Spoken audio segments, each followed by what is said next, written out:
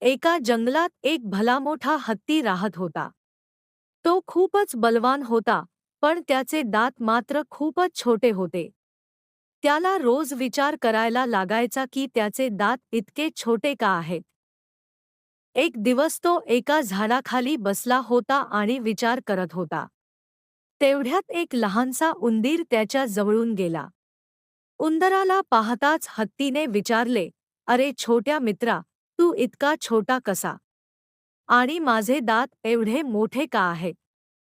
उंदीर हसला आणि म्हणाला, "अरे हत्तीदादा, तू एवढा मोठा आहेस, म्हणून तुझे दातही मोठे आहेत.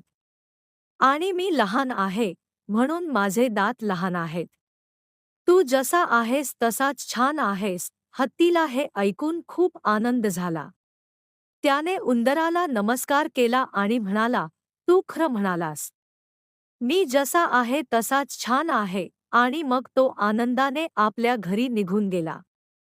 या कथेतून शिकायला मिळतं की प्रत्येक जण जसा आहे तसाच चांगला असतो.